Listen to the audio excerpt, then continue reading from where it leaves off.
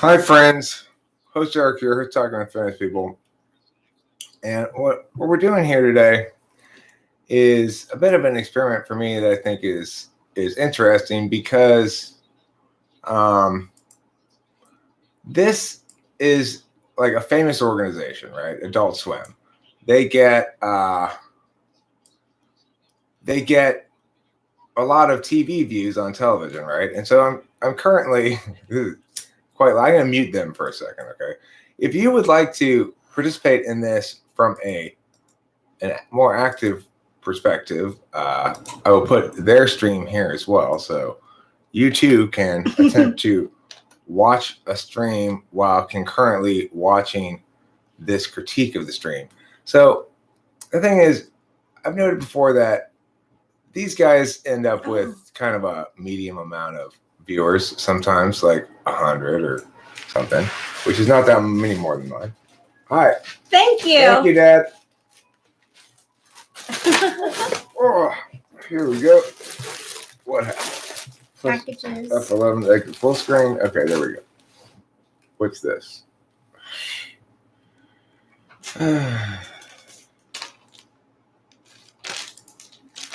Hi, alt.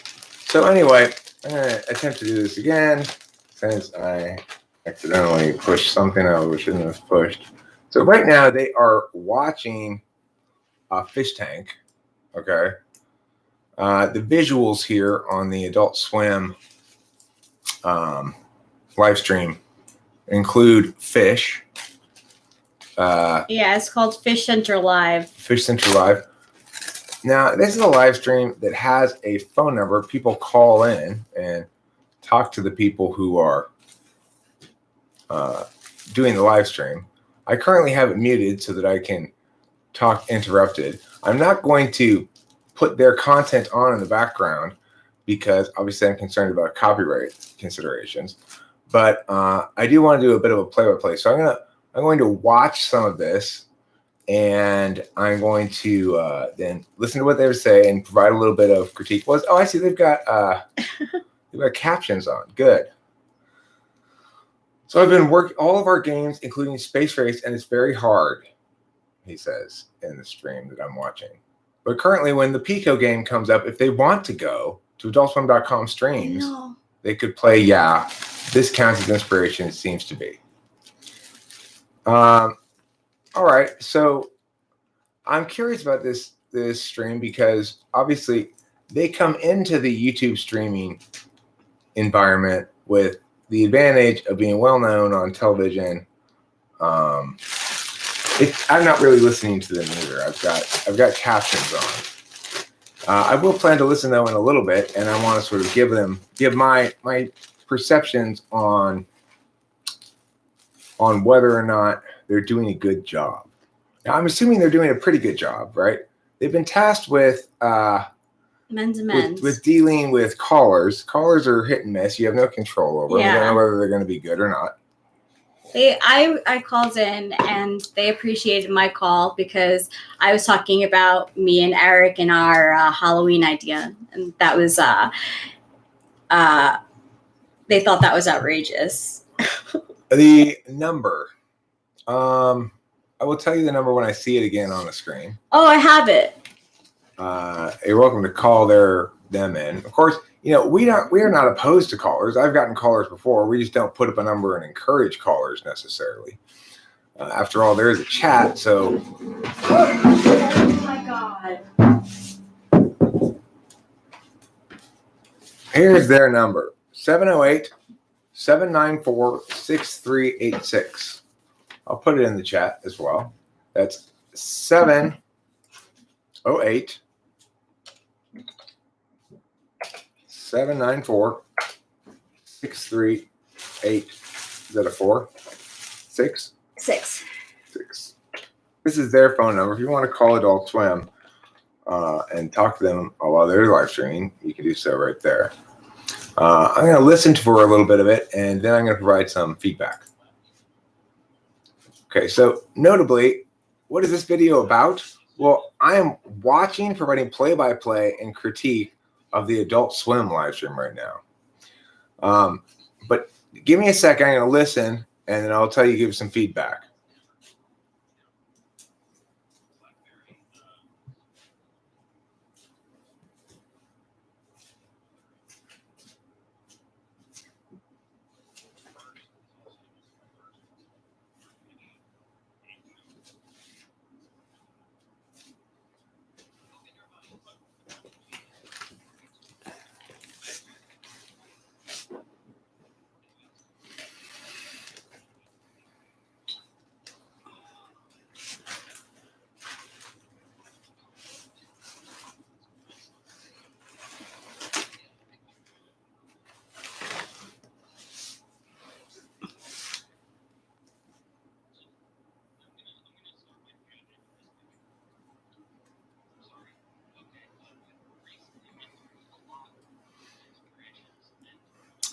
Okay, so what I will say about this, what's going on right now, is it appears that they have some sort of program in which people send them images to comment upon and to maybe make jokes about, riff off of, or whatever.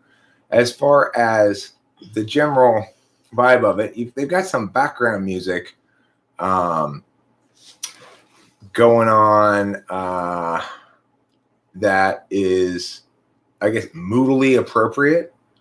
But additionally, I would say that it's somewhat like fills the audio range a bit more than I would ideally like. Calling for hamburger. Okay, so let's see what else we're going to. It's confusing me because I keep getting distracted by their chat, thinking that it's my chat, which of course. My chat has very little going on. Their chat has like a lot of nonsense going on.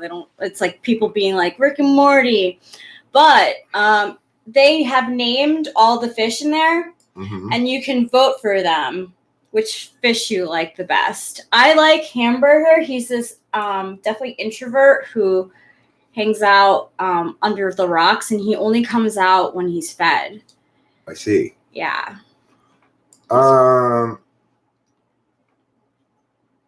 We'll leave that on right there, over there. So for those of you who are joining this live stream, it's going to be a little bit slow to gather or garner viewers, I suspect, participants, because now that I've learned about the 3 videos a day that launch out bell notifications, well, I realize probably a lot of my live streams don't notify people.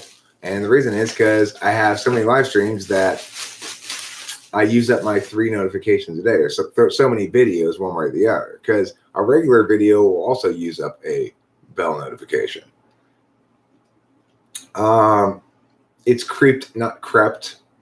Is that true? I want to know that specifically from this Adult Swim live stream. I'd be interested in engaging with other chatters to the extent that we can garner enough people to both take an opportunity to watch some of their live stream and then come back here and comment on it to tell me, like, okay, so because I would like my live stream to be more successful. Would they be more successful if I incorporated background music like these guys do? Do you think it's a good idea to attempt to integrate so much external involvement, say send me pictures to talk about, and or call in all the time, stuff like that? Genexio says, I tried, it's not for you at all. Okay, well, my purpose here is not to diss the Adult Trim live stream, of course, because ideally they would at some point notice that we're doing this. Well, and one thing that I do like is that it's easy to call in. You could also email them the pictures and stuff. So it's like, that interaction between is pretty fun, you know? It's like a lottery a little bit. And then on the other hand, though, they're not really interacting with the chat at all, right? They are terrible. See, in the audience, if we go back, you'll see they all like to talk at the same time. So it's very difficult to actually like hear what they're saying. All right. Well, let's put on the audio again. So Rachel and I are going to listen to them for a bit and give some more feedback here.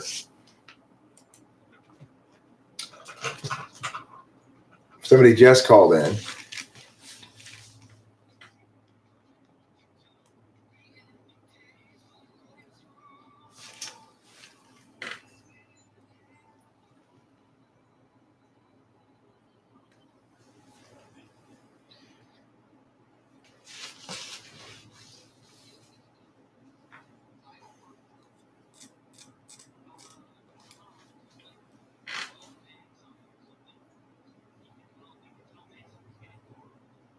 I mean, I would say it sounds like talk radio, you know? It definitely has a talk radio feel to it. And it has more of like a normal podcast feel to it. It doesn't seem like my live streams or media in general have this quality of I don't know, is it extra compression on the mic or what? Or if it's a tonal thing? It gets so what they also have is different segments. So Fish Hunters, I think, for an hour, and then they have a different thing for an hour, and then a different thing for an hour. So a lot of people come in and out of the chat. I wouldn't say that many people stay for a long time because it's like on for hours. But at any given moment, they have a fair amount of it. I mean, some people might like to have this as a background thing going on as they're cleaning their house or whatever. fishcenterlive@gmail.com. I'm going to put that email address there as well. fishcenterlive@gmail.com. If anybody would like to alert them to the fact that we are doing this, that would be appreciated. Yeah. I don't particularly find myself wanting to do it, but a picture of Michael. See, like some of the callers are so like, Right.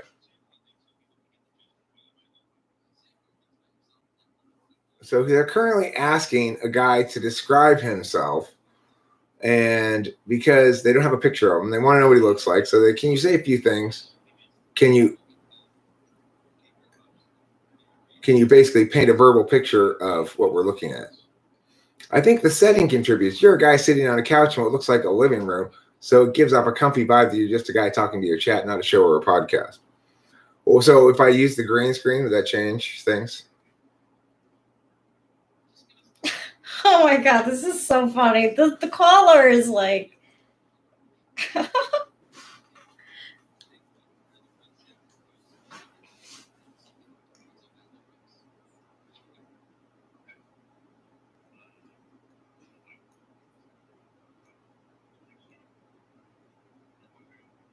thanks all. These poor guys.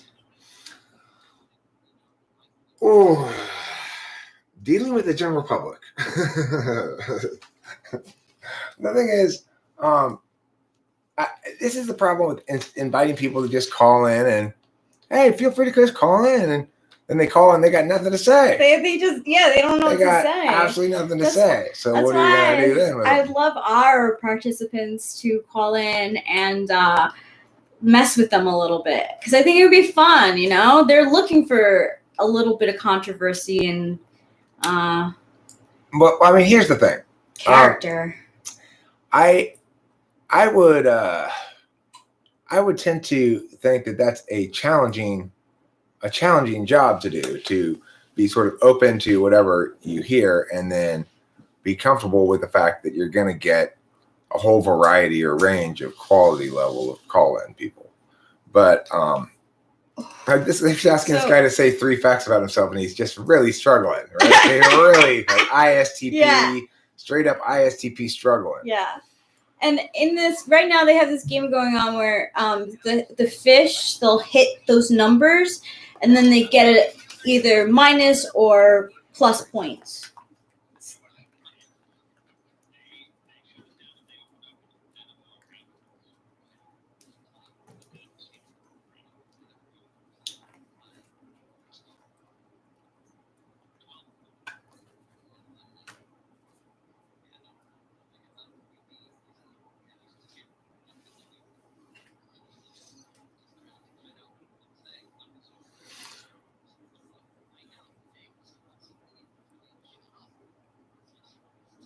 See? They all fucking talk at the same time. Well, I don't think they're talking at the same time now. I think they're doing a good job of talking separately and arguing about whether they talk at the same time too much. You're right. So now they're doing a game of some sort. It's Coin Quest.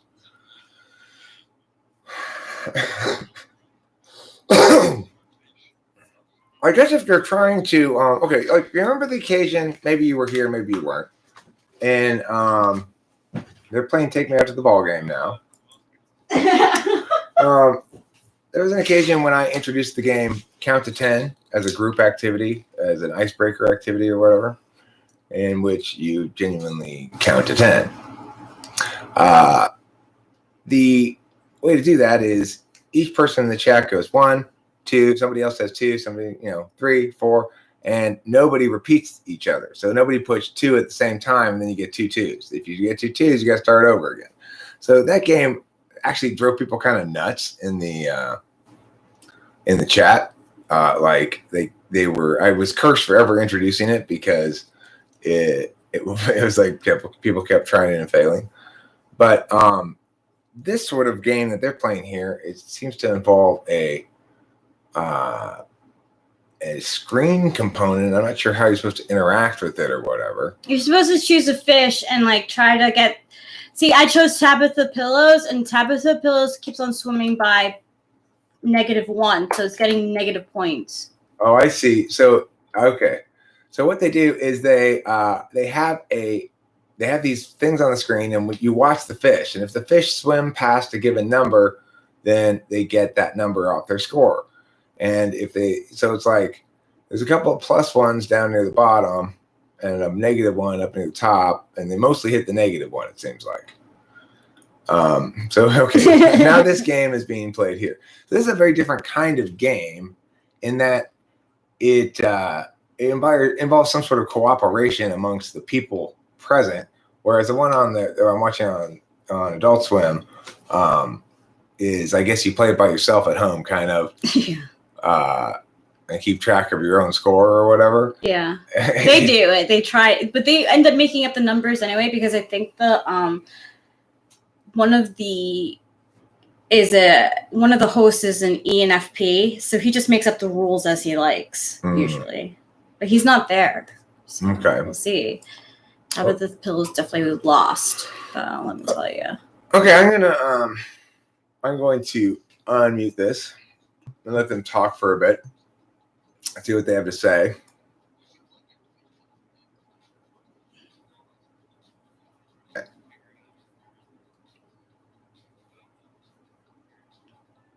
So obviously this live stream of me live streaming about the Adult Swim live stream is not very popular. I've got 6 viewers here and I'm almost at 20 minutes. That's incredibly low viewers for 20 minutes for me.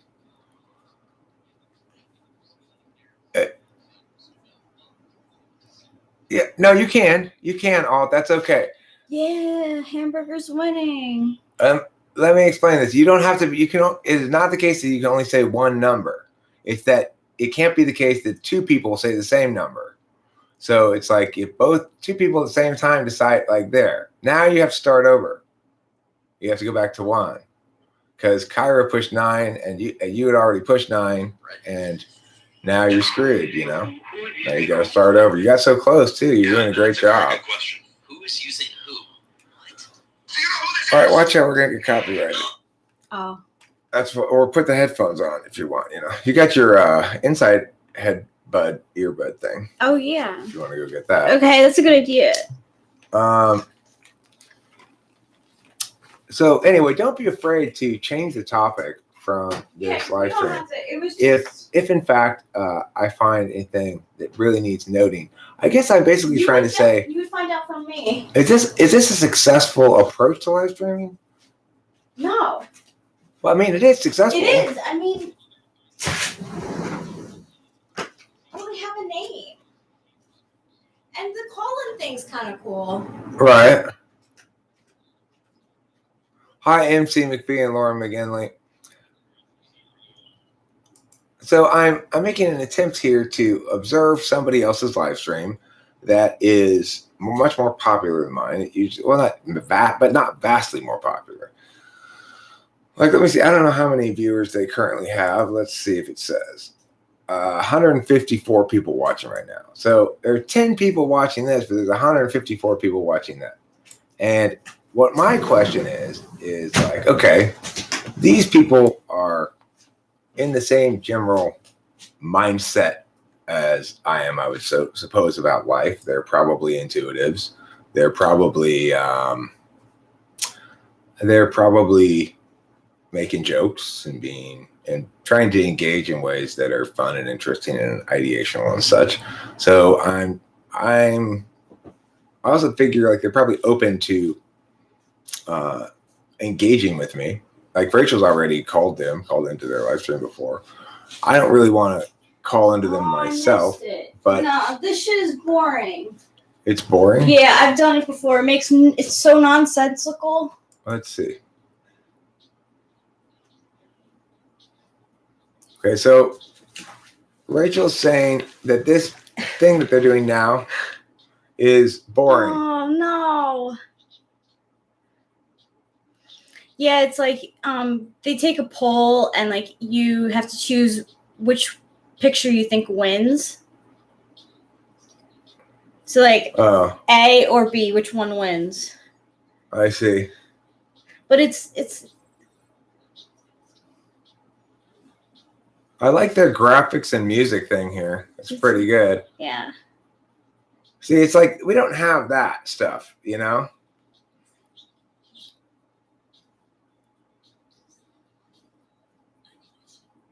Well, she can fish versus hanging music. Which is better of those two pictures? Mm-hmm. I mean, you know, it's kind of willfully random almost, which seems, I guess I would say, a little countervaluing of NI. But yeah. I do find it to be a sort of safe space for intuitives, probably. It's a very safe space. But it's not even. Most sensors go to it, but it's a safe space for intuitives because they like when intuitives ask questions. Mm. Like they gave hamburger points because I asked them to. MC McPhee, I think what you need to do is get the rest of the Scots to join this live chat, and for us all to agree that for some way, shape, or form, that Scottish people have a big problem with Adult Swim live stream, but that I'm defending them against you, okay? But that I'm defending them. This is so much better. Well, listen, that's not what I'm trying to get across here. Oh. I am not trying to get across that this live stream is better than that live stream or whatever. I'm trying to get across that these people appear to be doing live streaming all the time like me, maybe even more all the time than me. I don't know. They live stream every day. Do they live stream all the time? Or is there always somebody? Is it like a radio station? Or? Yeah. Fish Hunter Live is Monday through Friday at 4 p.m. and it goes usually till 9. So do you think these people get paid to hang out there and make that? Mm-hmm. They also create other content. Like one of them was they take calls all the time for people. Mm-hmm. Creative director. They all have jobs on Adult Swim, which in my opinion, they are doing the live stuff so that they can get inspiration for new content, but it hardly works because people come up with these terrible ideas. Mm. So the real question then is the Adult Swim live stream burdensomely burdened by the general populace in a way that this live stream gets to avoid doing at the expense of being popular. That's possible. Torvis Shepard says a lot of the content is trash. Well, I mean, here's the deal.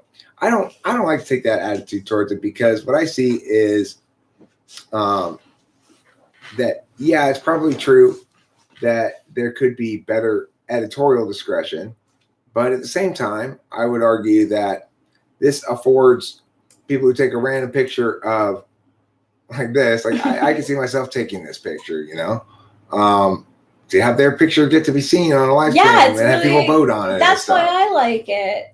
I'm okay with it because they're experimenting. Exactly, Torvis Shepard. And I'm not lying with you. I really think that they do try to get inspiration from the fans to make new content, because Rick and Morty is like pretty much the only show that they have right now. Will somebody besides me inform them that I'm doing a live stream, ongoing sort of critique analysis of their live stream as their live stream? Yeah. And that it's not an attack. And that yeah. Well, they won't do it now. We should wait till this is over, because this is taped. This part's taped. This part's taped? Yeah. Well, that's fine. I mean, you tell them now, and then they'll, by the time they're done with this thing, they'll be thinking about that maybe. Yeah, you're right. So, I mean, I like the bracket quality of this. I think you rarely can go wrong with brackets. When you have a bracketed thing and people get to vote, and you end up with a single winner, I like the zero-sum quality of it, and it's appealing. When we had a great idea that I never finished, of course, which was the Typology Channel March Madness. It was a good idea. People were very engaged in the brackets and stuff. Yeah. But you know me, right? What's wrong with Eric? Well, he doesn't tend to have great follow through on things that require a lot of follow through. It can be difficult. The thing is, we could potentially try to type these people in the stream, listen to a little bit of it, and provide some notions about what personalities have there as well, which would be another way of engaging interestingly with the content. However, if in this instance they are doing a recorded thing, maybe less telling, I suppose. Could I trouble you for a joint? Oh, I forgot. I'm sorry, baby. It's okay.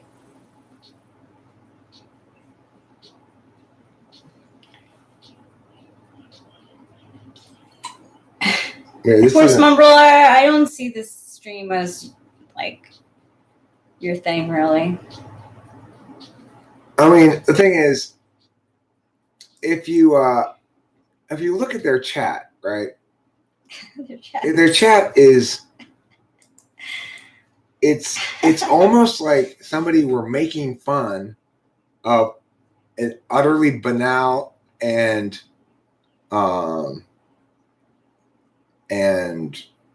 just pointless chat, you know? It is.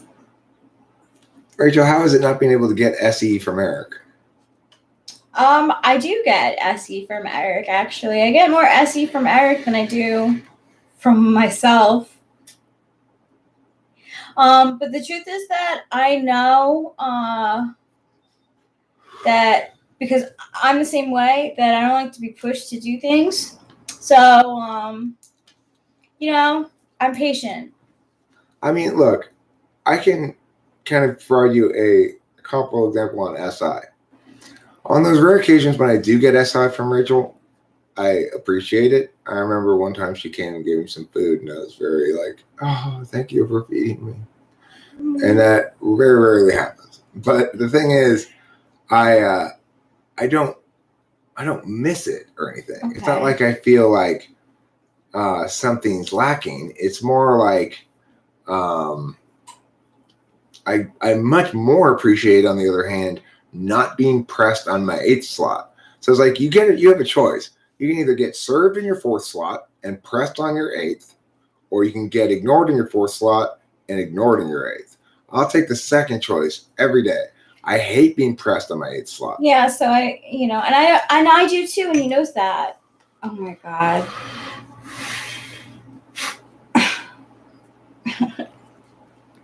These pictures they're showing. What, like Joe Parrott here? I know what Joe Parrott is. I know his shtick or whatever. I haven't really listened to it a lot, but it sounds. He does have a pleasant voice, I guess you could say. They have a YouTube called Joe Parrott Puts You to Sleep. Yeah, in fact, MC McPhee, Rachel found my channel looking for Enneagram Type 7 celebrities. Famous Enneagram 7. Yeah. whatever. And of course, I had a video on Needham 7 that's talking with famous people. And that, in fact, when she explained this to me, it was the first time it occurred to me, oh, Jesus, I bet talking with famous people helps me in search results in some regards. People are typing famous INFJs, they're going to end up on my channel. Even though it's like not one about or two, that, or you're always top. Yeah. It never occurred to me that that's going to be one of the consequences of calling your channel talking with famous people. Because I certainly didn't. There was certainly no TE thinking in me about what to name my channel. It was literally a name I came up with while freestyling a joke interview.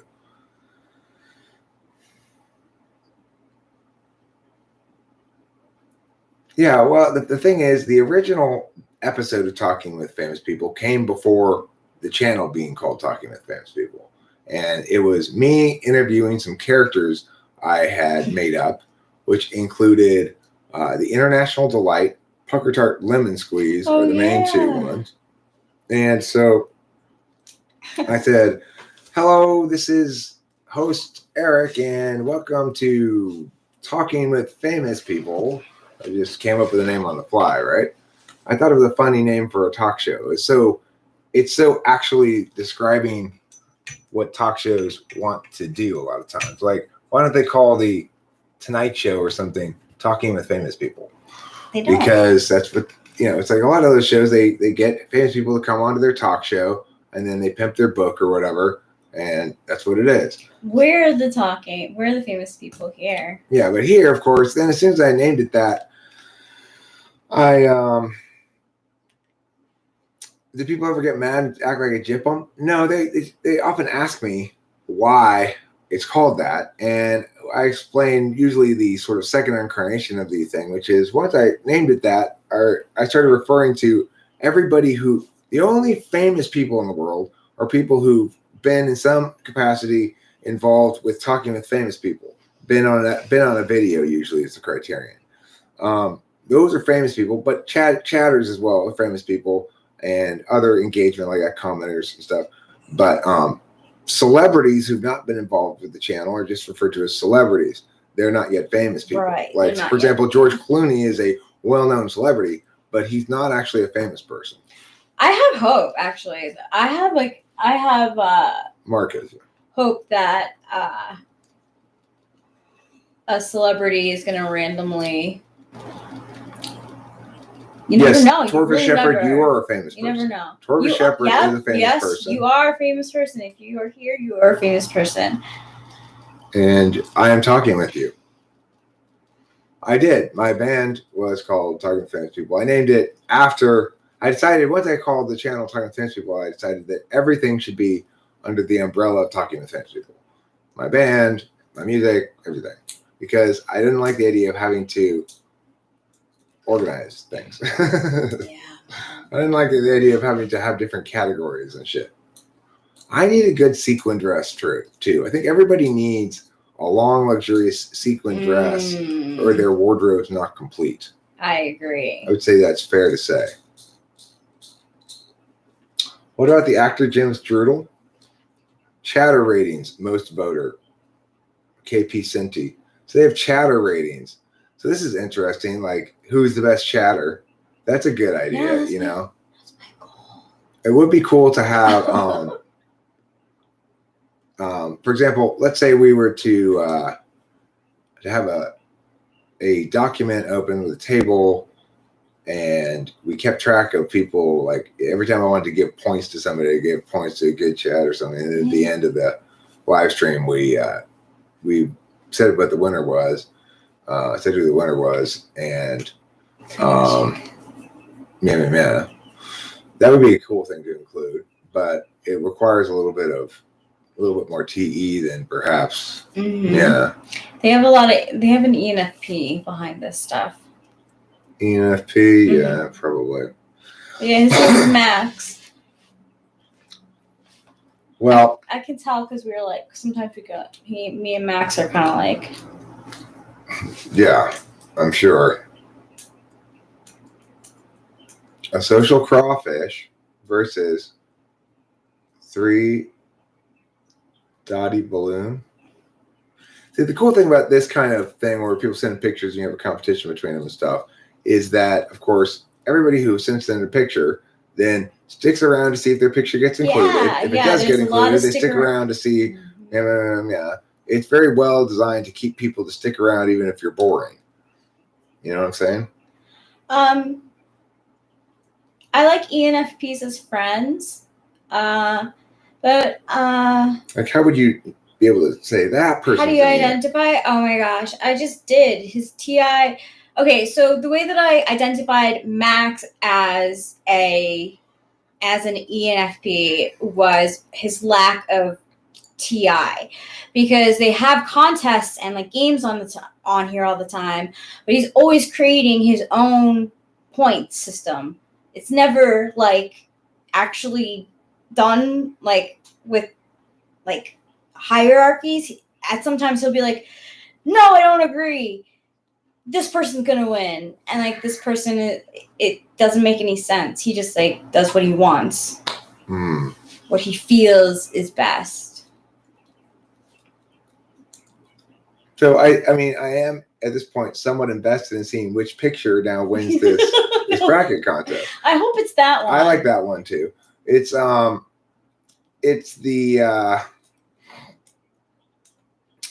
that's something that is structurally could be included in these live streams. That would be probably an effective way to maintain, to have longer views per participant. Although I suspect, the people who are regulars around here tend to stick around and during the live stream for quite some time. True. Often I'll see somebody here who's at the beginning of the live stream, still here at the end of the live stream. Sorry, guys. Rachel is an INFJ. It's a matter of some controversy, of course. There are a group of people who use their own heuristics to type, I guess, that tend to negate the idea that Rachel's an INFJ without really providing an alternative. You want to see what TE polar looks like in rolling a joint? No, continue to forget to roll you that joint? Jesus Christ. No, but I'm sorry, baby. It's all right. I am really not. I can't roll joints for my life. Mark. I did it the other day, and it was so small and such a loosey, but it still like was mine, Mark, listen to me. No. Hell no. No fucking way. No chance. No way. You are not an INFJ, so just knock it the fuck off. You can just stop that shit right there. Okay. You want to see TE polar? Oh my goodness. It would be very embarrassing. I think maybe what happened last time is I couldn't find a paper, and then I just said, oh, I guess I don't know what to do now. And just forgot what I was doing all of a sudden. Because you cached that pack of papers. So, gosh, it's embarrassing looking. It really is. I don't know. I'll get to the point of having to roll it, and then my fingers just go like into weird positions, and I do it terribly.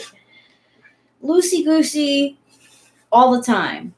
But, So I asked this question the other day. I'm going to ask it again for anybody who, if you heard this question before, please don't answer.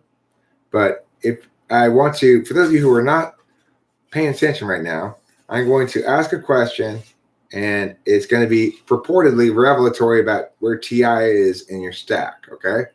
Now, if you've already heard this question and know what the answer is, don't say anything, okay? So here's the question. You are the vice president for a company, and Julie runs up to you, and she says, oh my God, the toilets in the women's bathroom are overflowing. Now, you got to do something about this. I'm giving you one additional piece of information. If you call the plumbers, you will get in trouble with your boss, the president.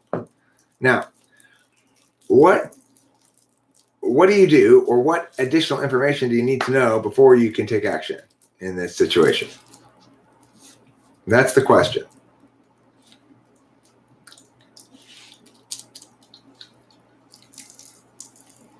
They like that boss thing. Okay, so the idea behind the question is that good TE looks ahead to anticipate possible problems in solving a situation. Okay, that's the basic engine underlying this TE question.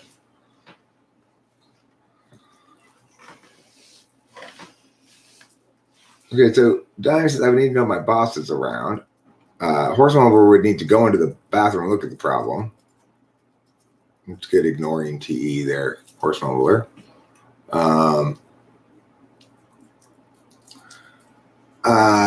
Anybody else? Whether the shut-off valve, that's very good. Back slot, not conscious TE, maybe polar, who knows? Shut-off valve's not a bad. That's better than polar for sure. I'd say that's better than polar. That is better than polar because I wouldn't know where the shut-off valve is if I didn't have. Why do I even have to do something about it? Well, because you're vice president. Knowing why it's necessary for it to be functioning properly, because women go to the bathroom.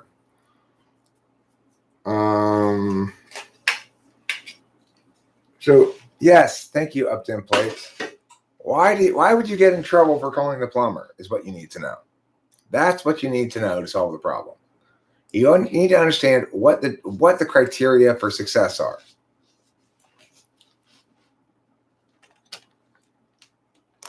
Because if that's the core thing, you've been told the obvious problem, call the plumber, is going to get you in trouble. So now you have to come up with a plan B. A good TE will anticipate that your plan B also might run afoul of getting in trouble. So what you really need to do is to know why you got in trouble. So this is the end of their on their Adult Swim live stream. Now they have concluded. They are down to the last two pictures on their picture contest, and presumably I'll start talking again pretty soon, and then I will begin to provide some additional thoughts on. Oh man, R1 didn't get it. I don't think. Okay. So what about Joe Savage, who enjoys a lot of cabbage? Well, he's known as the Cabbage Savage, and he brings a new kind of lettuce that's not as good. So that's why I always say, I don't want any of your savage salads, please, Joe. My train of thought for the situation is, why would I get in trouble? Who can I go to that I work with? Is there poop? What is happening? Where am I? So yeah, why you would get in trouble is the thing you need to know to actually solve the problem, because you've already encountered a reality that says your initial solution, the obvious solution, is going to create problems. So there's no reason to think any additional solution you come up with also won't create problems unless you know why the first solution you came up with created problems. Sure.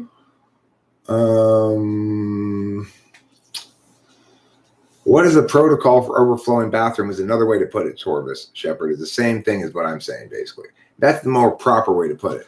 You need to know what the protocols are for dealing with overflowing toilets. Okay, so this is your joint. There you go. Thank you, babe. We have more masks, just so you know. My mom sent some in the mail. Thank you, Mom, if you're watching. Coolio. Any ideas on how cognitive function cures in the individual psyche? Cures. So what do you mean here? Can you restate that? Do you mean accrues, or do you mean is curative in some fashion? I'm not sure what you mean. I think if the toilet is overflowing, I would think getting a plumber wouldn't be fast enough. That's why I said shut off valve. Well, yeah, that's very good TE on your part, Life Syncrotic. Yeah. It's excellent TE. That is. My answer was, well, I would want to know the personality types of my coworkers and know who could shut it off. Which was not the most efficient way of going about it. Okay, well, that's good thinking, Horse Mumbler. But I think it's also assuming that you know why you get in trouble for for calling a plumber. Your reasoning is because it was unnecessary. You just needed a plunger, right? Yeah. So that's presuming that you understand why you get in trouble. It's a good reason, possibly, to get in trouble, but I don't know if it's the actual reason. So you're sort of, I guess, assuming that your understanding of the thing I say you need to know is correct, which may or may not be fine. You're probably right. That would probably be the most logical reason why someone would get in trouble for calling the plumber. Why did you call the plumber when all you had to do was turn on the light in the bathroom? You might get in trouble for something like that. Okay, so this Adult Swim live stream has spent quite a long time now. I don't know, 20 minutes or so on this photo contest. It's going to be over soon because they do things by the hour. Cool. Which is an interesting idea for live streaming. Like I've done it on occasion, played some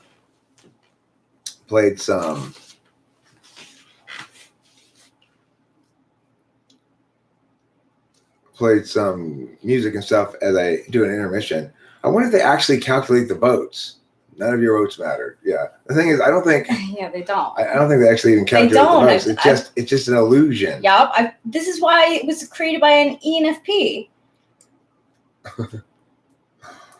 I played the game before, and I was like, "What's going on? Everyone's saying A in the chat, and they go with B. What's going on?" Right. It's just bullshit. It is bullshit. Pickle pictures contest is bullshit. We could do it the right way. Yeah, you have to actually have a vote, you know.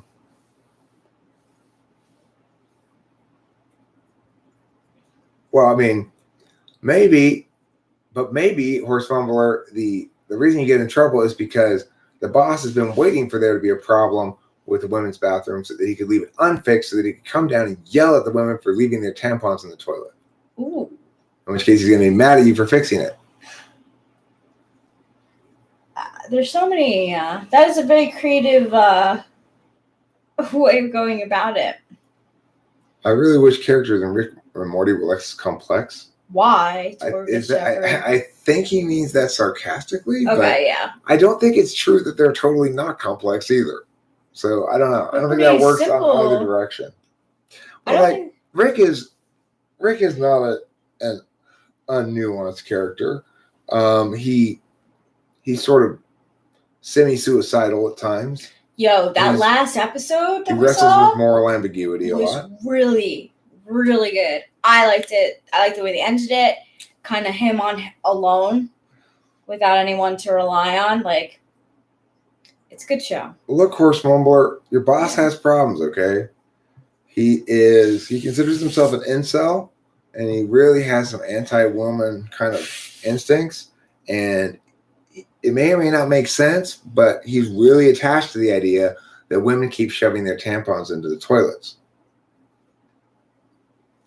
But they're not, though. They're not. It was just, you know how big Judy's poops are? She clogged the toilet. Oh, that's all y'all been watching. I'm the narrator. I'm the omniscient narrator, so I know everything. What about Jake Byrne looks like a plum? Okay, now I'm going to listen to this live stream for a little while longer, and we're going to give him a little bit more feedback / critique.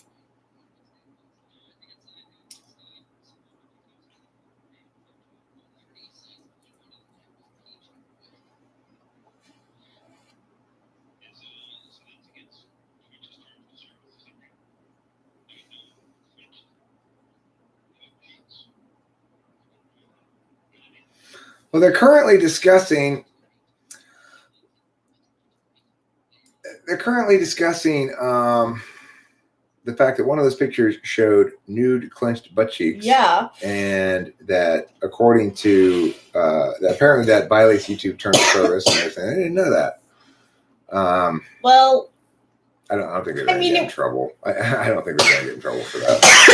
It's like I think YouTube is trying to figure out a way to deal with channels ontologically. They've gotten in trouble. Have they? Yeah, they've gotten in trouble. What are they getting in trouble? But they don't. They get passed because, I forget the last one of the streams that I was in.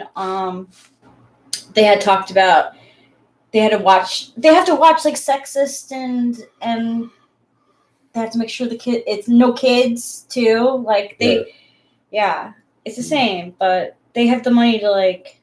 Right.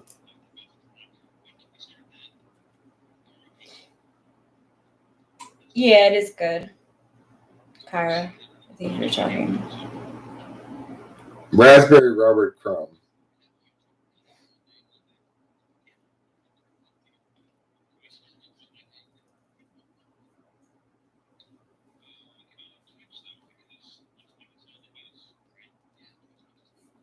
Should I call in? They're talking about having a Robert Crumb picture contest or something, maybe? I'm not sure. At 10:30 a.m. Oh my gosh.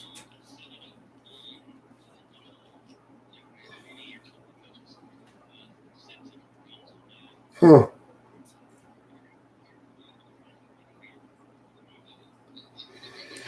Okay, well, Torva Shepherd, let's talk a little bit about Rick and Morty's evolution over the course of the seasons. Its most recent season was very fast. Like the pacing in each of the episodes was extremely fast, and it got a lot of stuff done in a short amount of time. It was funny. I thought clever, but I think this most recent season, it did sacrifice character development for action and humor. But I don't really think that that's typical of the rest of the seasons. I think it was more well balanced the rest of the seasons, and I think that I don't feel like condemning it for the change. I think both ways of approaching it work. It's an impressive piece of like high octane humor action for 22 minutes, which is not easy to accomplish and is entertaining for sure. I mean, you watched them all, right? So whether you think it's a good direction for them to be going in or not, but I like it. I like that. I don't want to. I'd say okay. So Torvin, I think the most recent season then is much more up your alley than the earlier seasons, is what I would say. Because the most recent season is more like what you're talking about. There's less character development. There's less moral ambiguity. There's more comedy and action. The only character that's getting character development is Rick. And they might not even go that way, you know? And you see that in... I don't want to give any spoilers away, but you see that in the last season. Like, basically, like, a lot of the main characters are, yeah! Hamburger is getting the win. I'm so happy because I always root for Hamburger, even though he's never on screen. I really want to know why his name's Hamburger, too. Again, I think another ENFP thing. Like, this guy Max, like, a lot of people think he's funny, but he's very crude. I don't find him funny.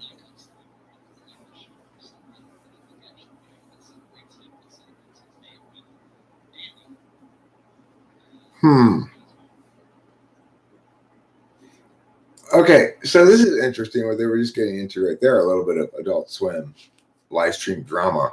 Mm-hmm. Apparently, they used to do this with somebody named Andrew Cho, and on one of these episodes of this live stream, a woman called in and asked him to go on a date with her, and he reluctantly agreed, and they hired a film crew to go film that date, and they're going to play that content at some point, right? That's fun. That is fun and interesting. However, what's also interesting is that since that arrangement was set up, Andrew Cho and the rest of the stream have had some sort of falling out. At least Andrew doesn't like the stream and it doesn't associate with it anymore. But apparently, of course, deal being done, he had to follow through on the date and the videography. Or maybe the breakup between Andrew and the channel happened after the date in the videography, so the channel still owns the videotape. I don't know, one way or the other. Wow. So he did quit. He did, apparently. Yeah. Wow. I mean, I was rooting for Cho. Cho was always the one who was feeding the fish. Who's feeding the fish now? well, I See mean, what happened. and ENFP is running the thing, right? Yeah, man. So if an ENFP is running your shit, oof, that's got to be rough. Because they've got a lot of ideas, but a much more ambivalent relationship with NI, I think, than ENTPs do. Oh, way more ambivalent.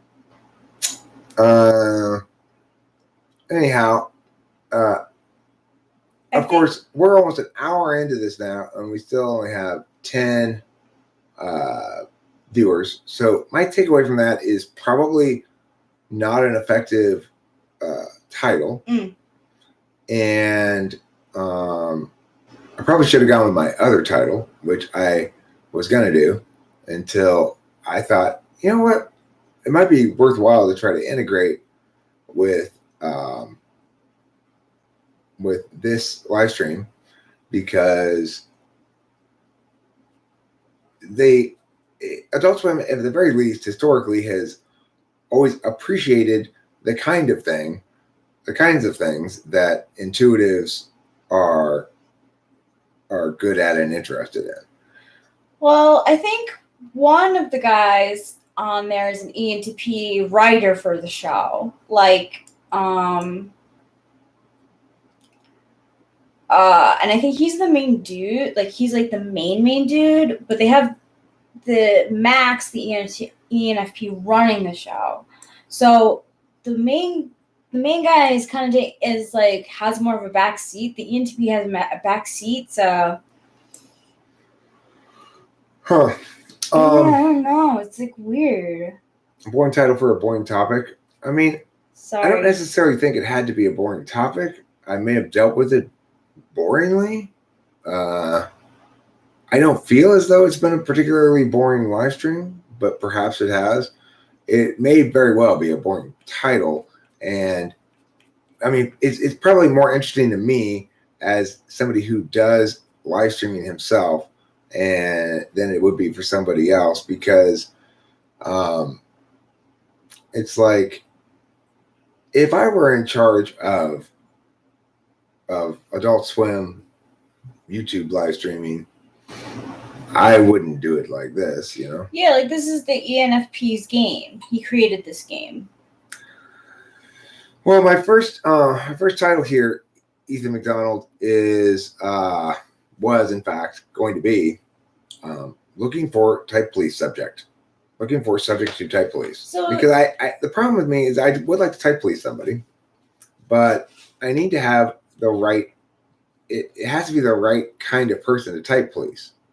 So that means I need somebody with at least a few thousand subs, hopefully, ideally more than me, and whose ideally their channel talks a fair amount about typology. It doesn't have to be exclusively about it, but that they integrate their type into their understanding of their own type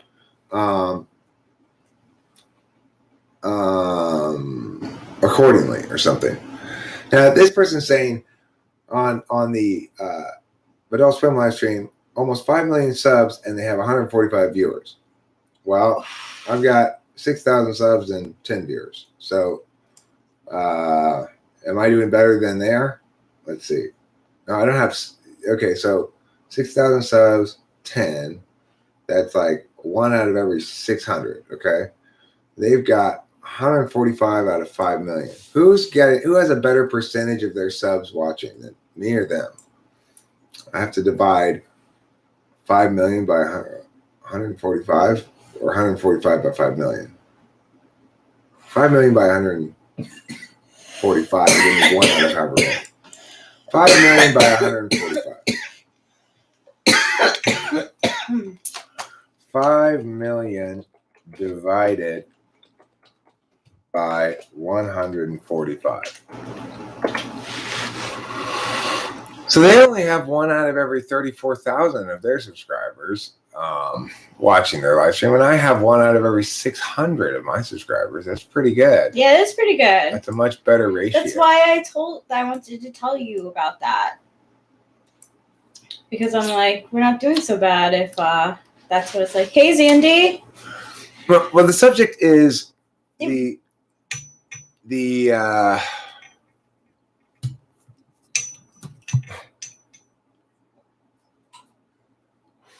I'm watching the Adult Swim live stream and commenting on it and such. Except the thing is, of course, they don't really cover a lot of they don't cover intellectual ground, so to speak. And I'm not sure what they're talking about. It doesn't really have any particular topic. You might accuse about me of the same thing. I'm just trying to judge. No, yeah, but there's no one. It's all in two-tards. So it's like all in two-tards trying to like have some structure in a live stream, and that's why there's only 145. You need someone to be like. Well, that's why Cho hated the place. Probably he was the only one who was doing stuff. One day they called him on his day. Oh no, they called people on their day off, and they told him to come in. Well, the thing is, like, there's no faces of people on there either. There's no their faces aren't on the show. Yeah, it's just their voices. Sometimes they are. Sometimes okay. Yeah. So for some they have this thing called Truth Point, and the way that I know about Max is when they have a stream, like you were gonna do for Type Police. They have that for script and TV show ideas. They have people throwing out, what do they call it? Elevator pitches? Yeah, they pitch. Yeah, exactly. To Adult Swim. And that's how I know about Max, because Max is in charge of that, and he's an ENFP. I see. So the thing is, like, if I could just continue doing what I'm doing right now and end up with, say, 50 or 60 people adding contributions to the live chat instead of 10 or 20, there would be plenty of interesting stuff for me to rip off of. I could do this for hours a day, no problem, if it were profitable, if it were a means for me to get paid, then it would be like the easiest job in the world. It'd be, it would be not having to do any kind of job. Well, anyway, though the title of this live stream is not help me find a Type Police subject, I do make that request nevertheless. If somebody's got a good person in mind, please let me know, because I would like to Type Police somebody. In fact, I'd like to do it right now. But I need to have the right kind of person. And the last time I asked this question, I think it was Sean, suggested somebody who did not qualify as a Type Police subject. Yeah. Like Mark. Mark doesn't qualify as a Type Police subject because he doesn't have videos about what type he is, declaring himself the wrong type or the right type maybe, and disseminating some information about typology. It doesn't have to be exclusively about typology. There should be at least a few videos about them talking type and typology and what type they are. Additionally, they should be fairly large in terms of subs, more than me preferably, so that it's less easy to accuse me of bullying. And and the ideal Type Police subject is really, frankly, wrong about themselves. But of course, that's what also provokes the negative responses from people. I've already done Nathan Glass. He's an INTP, did he say? I think he is an INTP. I've typed him before, sort of casually, but I don't think I Type Policed him. That's possible. That's not unreasonable. That's a pretty good suggestion. But when I saw a little bit of Marty's channel, I said immediately, bam, I know who he is. I'm well aware of him. I think he is an INFJ.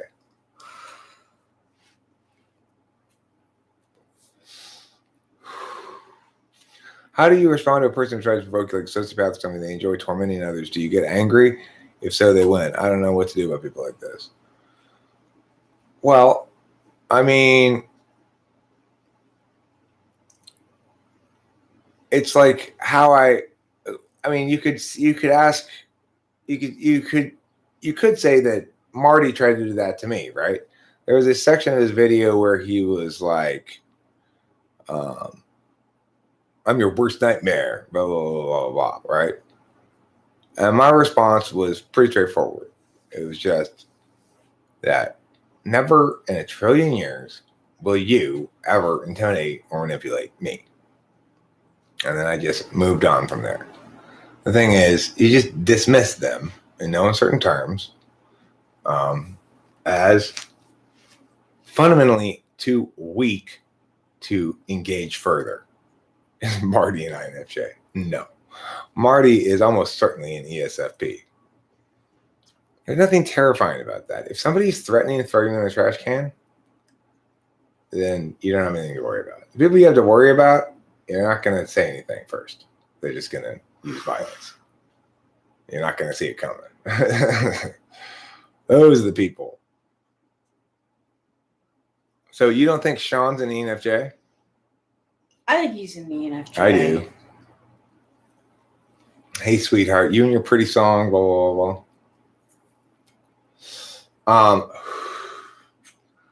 It's like he's trying to disturb me or something by being weird. That's not going to work. Oh. You know, it's like, oh, sounds great. I'll bring along Grandma's anal mucus. We'll have a party. You want to be weird? I can be weird. Whatever. Yes. I could say weird shit too. That's Naturally. easy squeezy. That's easy squeezy. That's cheap and easy, right? You're not accomplishing anything if you're just trying to sound creepy or something or weird or. What? I have a question. He's got BPD. He's got BPD. BPD. So it's like when you have BPD, it's very difficult for you to accept critique because it's not theretofore in your life been offered to you fairly legitimately or with good intentions. Mm-hmm. If you're a kid and critique's always a way to attack, no matter how much it's veiled as constructive, it's really a way to say there's something wrong with you. Well, then, you know, as an adult, especially if you're not equipped with the kind of cognitive functions that facilitate objectivity, but even then, if you do have those cognitive functions, it still becomes you become incredibly defensive about yourself. Like you don't want to say, I am sorry I was wrong or something. Nathan Glass might actually be IXTJ. I don't think so. Is this the card of the day? The Fool is the card of the day. Cool. I don't know if Frank James is streaming or not. He is. I told you. Oh, they said, is he still streaming? Oh, my bad. I didn't mean to be a snot. So let me go bring up this other live stream, the Adults Room live stream, which has thus far not provided me a whole lot of entertainment. It's a mess. But oh, that's the date. That's Cho. Well, he's doing a good job. What are they doing? Well, the top bar is cool. There, it looks like there's some sort of like on the scene video of them going someplace and this is their date, right? Yeah, this is their date. So on Adult Swim, Andrew Cho has been asked out on a date by a person who called in to Adult Swim. They both smoke cigarettes, which is good. You okay? I don't smoke cigarettes, though, right? Okay, so I know I don't like to smoke cigarettes. Does BPD make him act like a certain type, or was his type prone to BPD? All types, regardless of cognitive functions, if they are BPD, then they are fundamentally subject to a non-trusting universe. A non-trusting universe doesn't place your fate in the hands of oh my god, another person at all, to the extent that you can avoid it, right? Ass, grass, or gas, no one writes for free. That's what they say. Yep.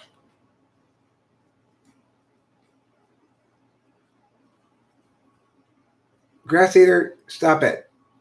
I'm removing your comment.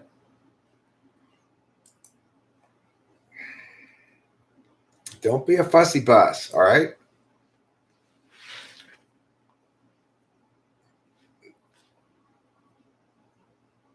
Have I ever seen anybody chew cigarettes? Well, I mean, sometimes you chew on the filter part a little bit, but is that a tapestry or a green screen? It is a green screen that's not being employed for its green screen purposes at the moment because I'm using the webcam version of live streaming rather than the software version at the moment. Sometimes I incorporate it, sometimes I don't. But it depends on if I'm feeling lazy or not, really. A non-trusting universe is one in which basically anytime anybody asks you for trust, it's a trap. Anything that requires trust, when you enter into it sort of reluctantly and assuming at any moment that any indication of having made a poor choice is further indication of a trap. So there's this game that psychologists play in which two parties that cannot see each other or talk to each other have a game where it's like party one invests in party two. If party two is successful, party two pays back some money beyond the investment. Okay, I will take away Diamond's comment too. Diamond, remove your comment too, okay? So in case I can't find it. Be fair. I don't really want to look for it that much. Okay, but Diamond, remove your comment too. We play by the rules, even if you know your intuition is better or whatever, you know. Okay, well, but that's... You can't bust people for line walking unless they actually cross it. Even if you know they want to cross it or trying to cross it subtly or something, it doesn't work. Oh, this girl does not think this guy is engaging at all.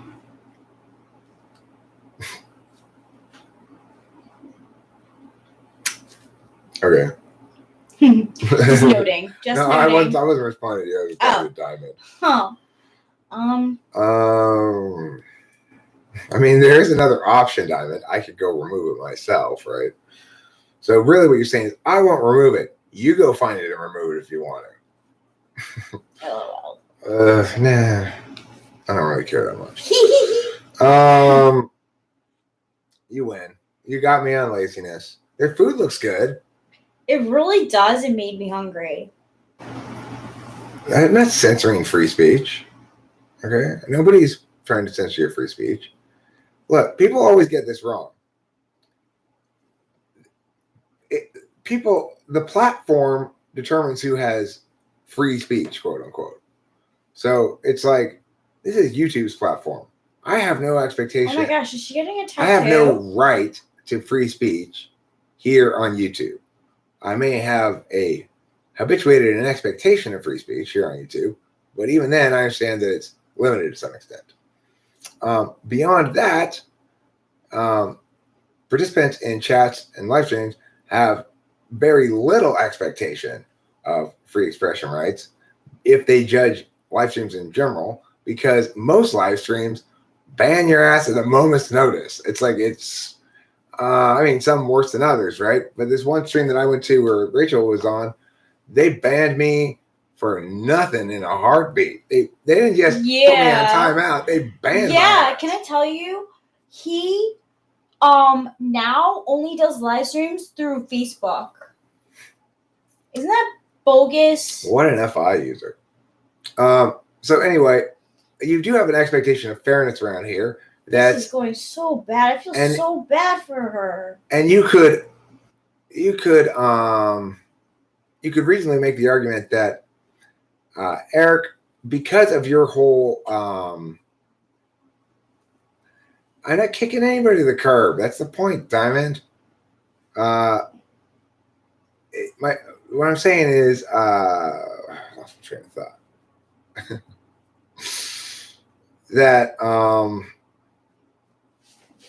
if I didn't push someone like Marty Glenn, he would just do his thing and be completely useless in the future of the person. Any fire he has is an encouragement to become better if he doesn't wanna. Yeah. He brought him to the office. So anyway, I like that inside view. You do for sure have an expectation of fairness around here, predicated on my proclamations that I'm fair, and my insistence that fairness is preferable to the alternative.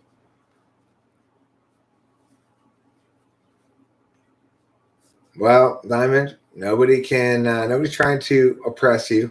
You have your opinions. You're welcome to them. I'm just trying to keep things civil to the best of my ability. You might be correct in saying civility is maximally upheld by oppressing lawnmower, but I'm trying to uphold civility with as non-authoritarian an approach as possible, which is a bit of a challenge, of course, but wow, that go girl, you go hamburger. That's the striped one is hamburger. Yeah, hamburger. A fan wrote into Adult Swim and demanded a date with one of the chronically single producers. Now she pulls out her trans stick and bulldogs this guy. Ay, ay, ay. Ay, ay, ay, indeed. You had a bus driver whose last name was Schamberger? Oh, that wasn't totally clear. My bad. But that's still dumb. The show contrives reasons for the family to matter. I like the show. The show is afraid to hurt the feelings families. What show are you talking about? So, I'm drawing some conclusions about how they're doing this live stream. It's more like a television channel that shows a succession of different kinds of things, but it comes back to this central like television channel host DJ's position of these people talking in front of the fish tank. The people in Whereby were saying, I am an ISFJ. Is that the consensus in the MBTI community? No. You were probably talking to maybe Becky people. I'm not sure. You'll hear that from a couple of camps of haters, because obviously if they could establish that I was an ISFJ, then they could invalidate a lot of stuff I say about typology on the grounds that I'm mistyping myself and predicating my understanding of those functions on that mistyping. The problem with trying to argue that I'm an ISFJ is because it is twofold. One, it's nearly impossible to establish meaningfully that correctly. It's embarrassing. To establish correctly that I don't want to see them kissing. To establish correctly that I'm an introvert, right? To say that I'm an introvert is to really say, okay, well, he must be maximally, exercising his tool function so much so that it's not just a matter of using it to deal with things in life, but that it sort of drives his being. Maybe they think that I'm a subtype, an FE subtype of an ISFJ or something. Okay, so maybe you can get past the extrovert introvert thing, but then you got the other major huge problem, which is, if you take a look at the chart that Octavio Silva made for us about channel comparisons and stuff, all my competition that's more successful than me has a number of videos ranging from 150 to 300 or so, right? I have 5,200 videos. I have almost 5,000 videos more than my next closest competitor. So if I, in fact, am an ISFJ, then what would it look like for somebody to actually be an extroverted intuitor?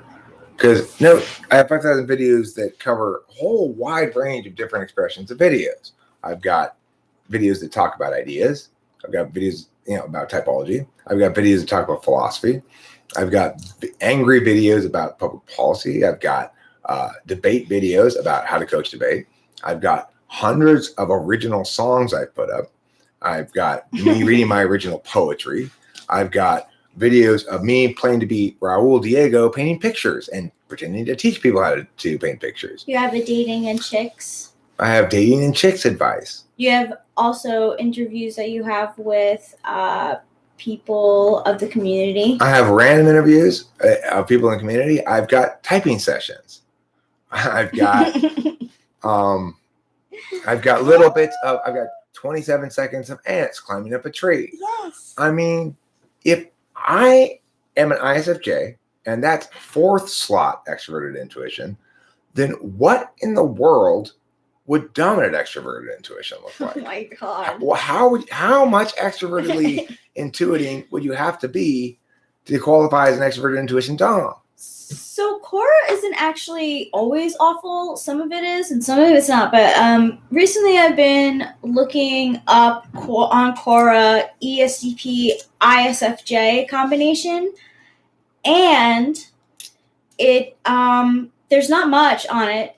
I guess Quora is more of a intuition place, but it said that the feedback that was given was that people who knew of ESTPs with ISFJs saw them as a very good combination.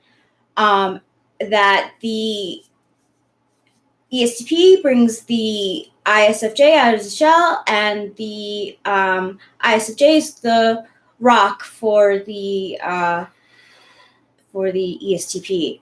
And I also researched ESTP INFJ relationship, and it went along with what I had gone through in my life. So it's like Quora could be either like, it depends on the subject, and who's answering. But I actually got really great advice yesterday on Quora about the types, and I was really happy to read about it. Never heard of Gumball, but I will say this, Diamond.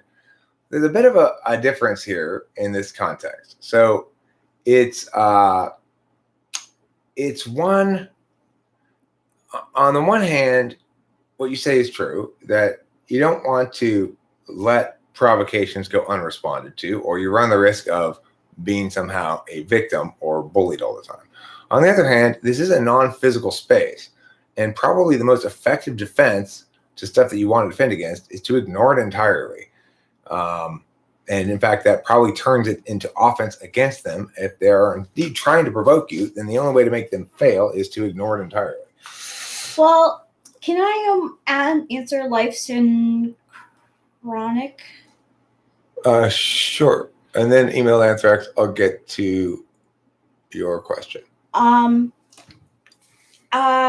it said was that the INFJ seems manipulative and stubborn. Those were two things that stood out to me.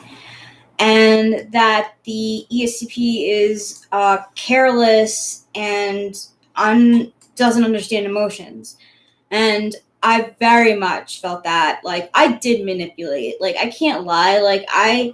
Because I'm an idealist. I liked it. I would like it to go my way, but in an ESTP relationship, that's really difficult because they like it their way a lot more than yours.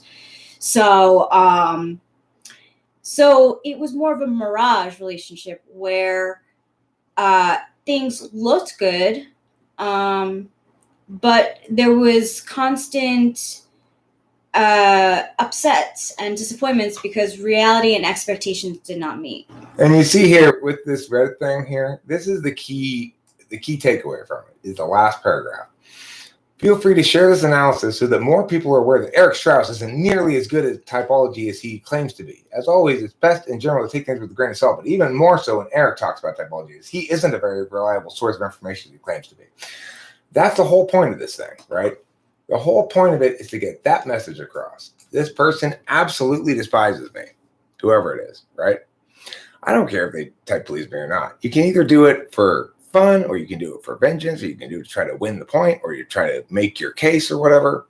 But regardless, it's like something like that is clearly designed expressly to say, I get cognitive functions better than Eric does. I'm the expert, not Eric. If you read that whole thing, the entire message of it is, I'm the expert, not Eric. And so what does he do? He presents a bunch of reasons why I'm actually an ESTP. And yeah, he acts a lot like an ENTP a lot of the time, but this is what's really going on, blah, blah, blah, blah, blah. I mean, it's somebody strongly invested in tearing me down. And there's multiple people who I would say qualify as that. Yep. I'm not strongly invested in tearing anybody down particularly. It doesn't really matter to me because I'm actually, this is what's gonna happen when you are at the top of something. Everyone's gonna try to tear you. A lot of people are gonna try to tear you down. Yeah. It's part of it. Well, I think a conscious and seeking value for variety or novelty is in fact the correlate value with extroverted intuition. And whether or not it's an absolute and implicit value, as it is for me, hence the produce, or say just an instrumental value, as it is for you, hence the lack of produce, is the determining factor as to whether or not it manifests in the world, accordingly.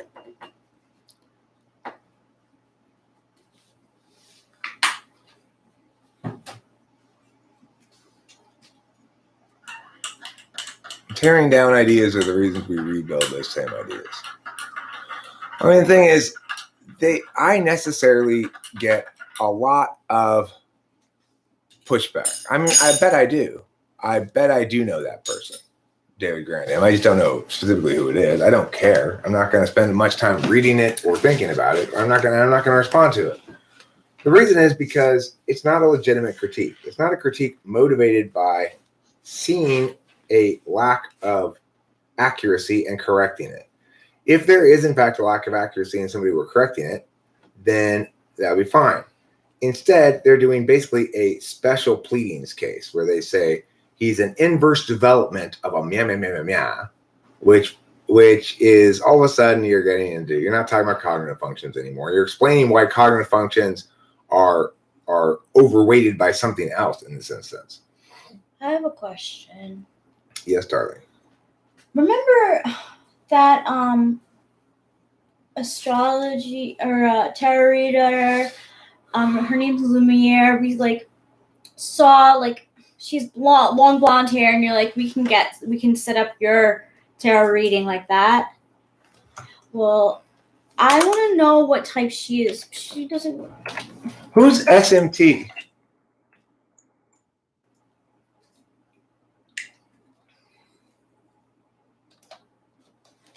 Who's SMT? Razor says, I wrote SMT back about ISTP. And would I like to check it? Sure. I don't understand what you're talking about, though.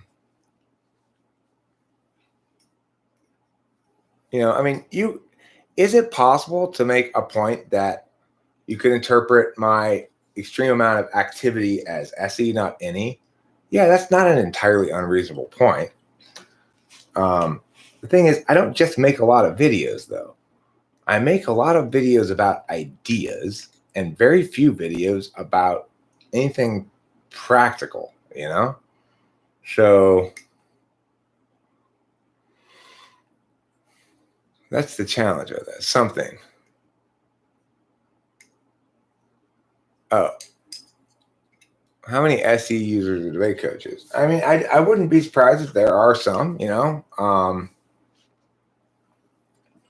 ESTPs don't necessarily make bad debaters.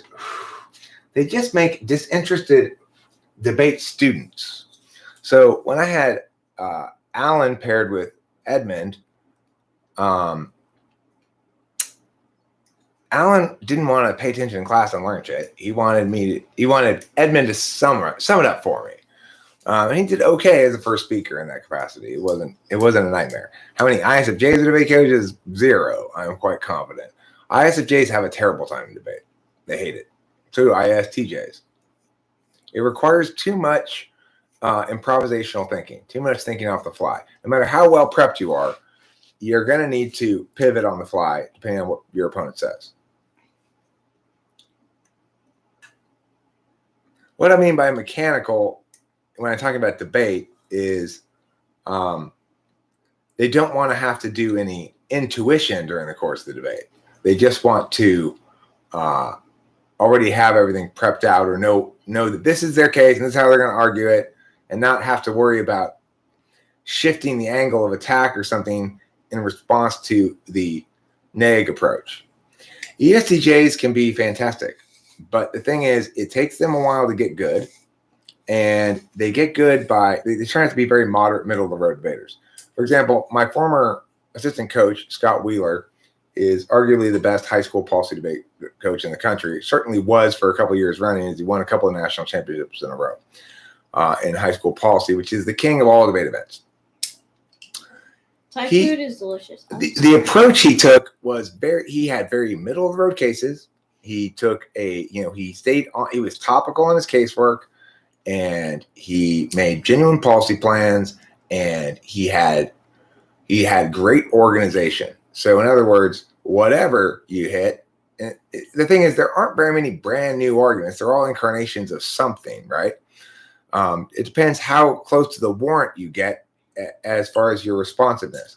So I may not have a response to your specific argument that Guatemalans who were subjected to compulsory voting had an increase in apathy towards political positions. I might have something specific on that, but I probably have something specific on the link between political engagement and voting. And if I don't have that, then I certainly have something on the link between coercive policies and how people are psychologically impacted by them. So it's like, if you don't have it precise, you don't have a precise response, then you have the next level up or the next level up, right?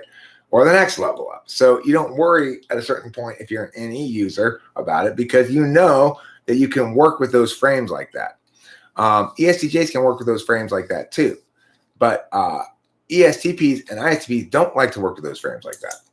And that's where that's why they run afoul of something in debate that they can't cross, a barrier they can't cross, really. So, running thoughts, I haven't watched Whisker Away yet, but thank you for the reminder, because I want something like that.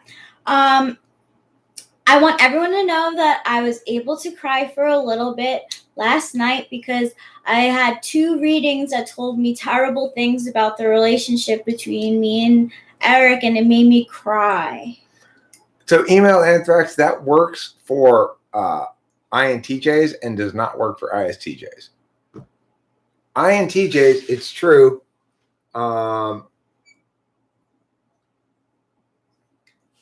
It's true that ISTJs can have good TE and TI both, but because they have 4 slot NE, they don't like what's implicit in debate, which is that you're going to have to intuit on the fly sometimes. INTJs like that. So the 3 best kinds of debaters are INTJs, ENTPs, and INTPs. So do I use a lot of SI? Well, the thing about extroverted intuition, if you understand extroverted intuition properly, you get that it draws from 2 places, SE and SI. So, for example, if I'm going to explain how introverted intuition functions like meow, I'm also likely to provide an example. Now, this is because of 2 reasons. One, I am an SI user, so I like to understand things. I tend to understand things from personal experience first and then extrapolate it into meaning rather than the other way around. And 2, it's a good way to make sure everybody understands what you're saying. As a teacher, I've had a lot of time and a lot of practice saying things in multiple different ways to make sure people understand them, especially complicated ideas, because I'm teaching some of these very complicated concepts, for example, to 5th graders.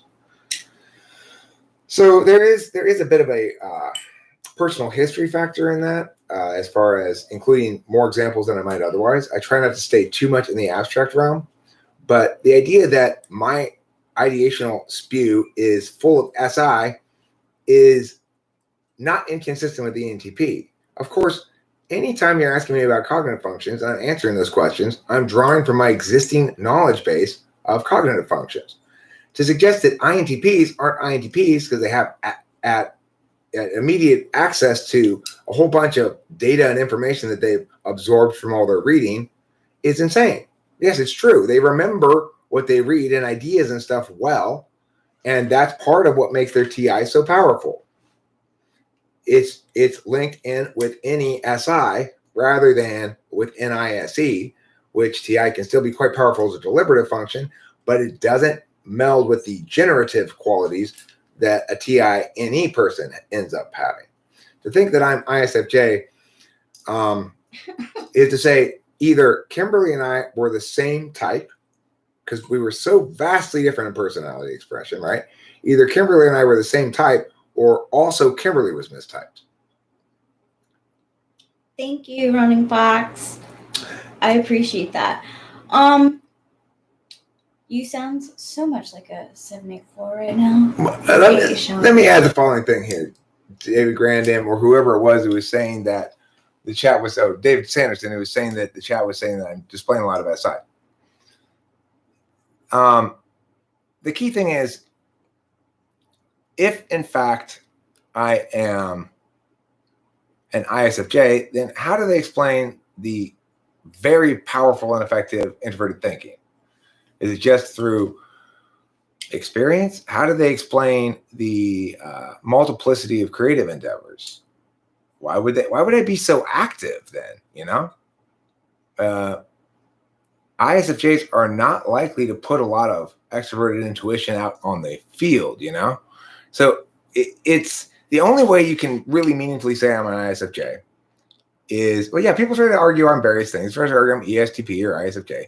But the motivation is always the same. It's not like you've got legitimate people doing legitimate thinking about typology who are saying Eric's not an ENTP. The problem that people who hate me have is that I'm so undeniably an ENTP that it's almost impossible to gain any traction in trying to claim I'm something else. There just isn't any substantial arguments to be made on that side of things. Do I confront bad debate judges? Not usually. One time I did when I was another judge in a round. I was judge in a 3-judge round in which the 2 other judges made a poor decision and voted for the wrong team. The last of those judges said,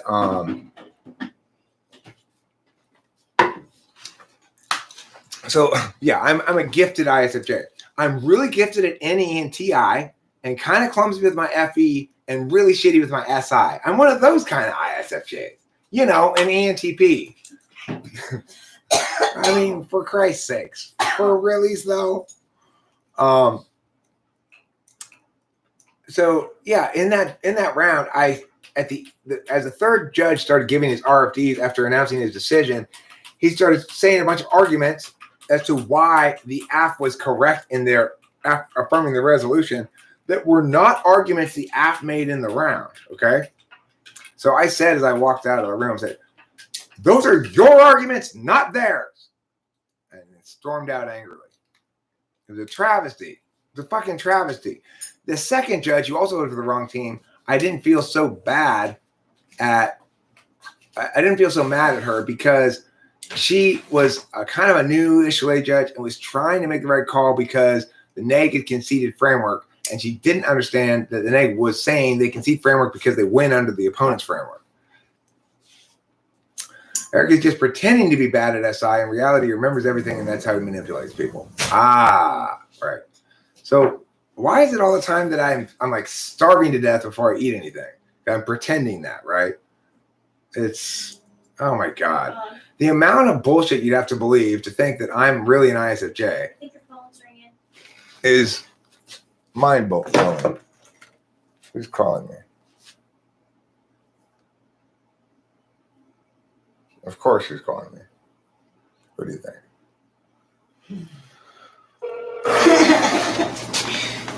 Hello? Hi.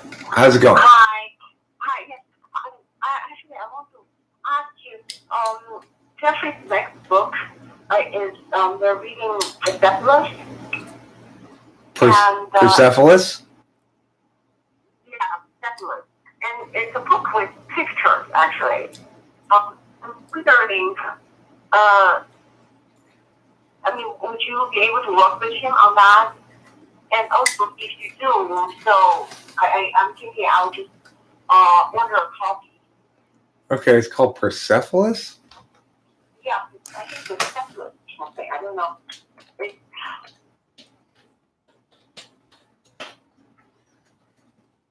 Persepolis is based on a novel. Oh, Persepolis. Yeah. Persepolis. Wait, let me think. Is it by Marjane Satrapi? I'm not sure. It's I think the cover is reddish. Okay, yeah, right, yeah, I see it. And it's an autobiographical series of Bondi destinies by Marjane Satrapi that depicts her childhood up to her early adult years in Iran and Austria during and after the Islamic Revolution. Yes, yes. Yeah, if you want me to read that, you're gonna have to give me a copy of it. Right. Okay, so I'll get a copy of that and then send it to your house. Yeah, that sounds good. Do you have my address? Yeah. Yeah. Okay. Cool. All right then. Thanks. Okay. All right. Okay. Thank you. So see you tomorrow at 4:30. 4:30 tomorrow. Okay. Yeah. Tomorrow's Friday. 4:30. Gotcha. Cool. See you then. Yeah. Thank you. All right. Bye. Bye. Let me put that on my calendar. If it's not. Calendar 4:30 tomorrow. Yeah, it's already there. Okay. So Eric's weak SI is why I'm so damn skinny. That's not why I'm so damn skinny. It's because I eat haphazardly. Sometimes if I'm on a sleepy week, I'll just shove food down my throat. Sometimes I will go all day without anything. I haven't eaten anything today.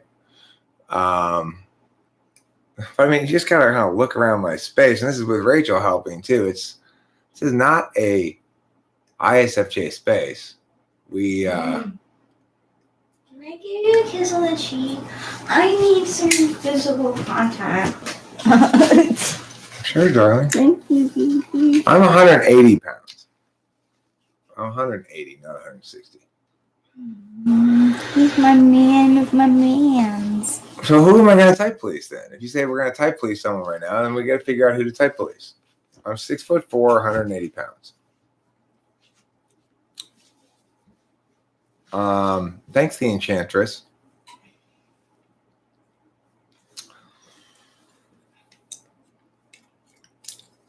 I mean, here's the bottom line.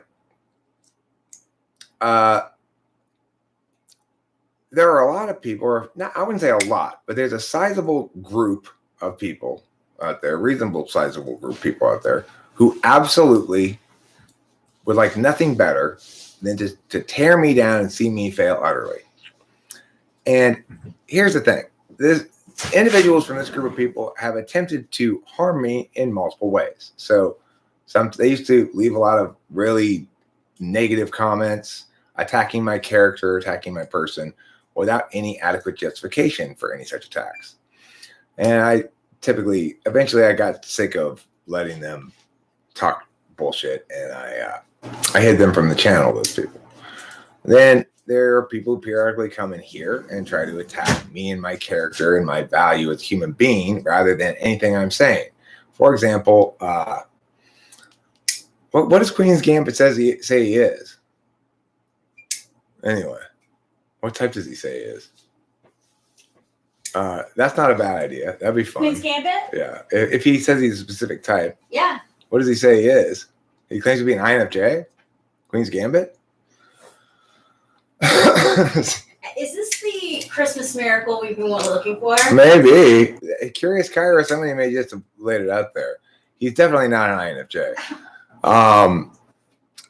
Queen's Gambit's one of those people who absolutely despises me. And it's hard to understand exactly how or why he came to hate me so much, except one time he was coming in here and he was saying some weak ass shit in the chat, and I said, oh my God, that is so weak. And he freaked out, he's obviously very attached to his own wisdom or whatever. Okay, well, I think what I'm going to do is end this stream and get set up a little bit. And then I think I'm going to start a new one where it's live type police of Queen's Gambit. That'll get some views, and then I'll cut it into an actual episode. That'll be fun. I'm gonna get bong rippaged up, coughs, forehead, bong ring. All right, here we go. I'm gonna end the stream now, and I'll be launching this thing at like. Oh, I thought it said 71 people. I was like, Oh my god, you can't sub it now. 22. no, but you get that much. I'm gonna actually maybe even schedule this one ahead of time, so make it for 4 p.m. or something, and get it set up. 4 p.m. Schedule the live stream for 4 p.m. But I'm not sure if I'm gonna schedule it or not. Regardless, I'll see you guys back here 4 p.m. at the latest with a live stream type policing of. It's currently 3 p.m. my time. So it's 1 hour from now. All right. Goodbye. Cool.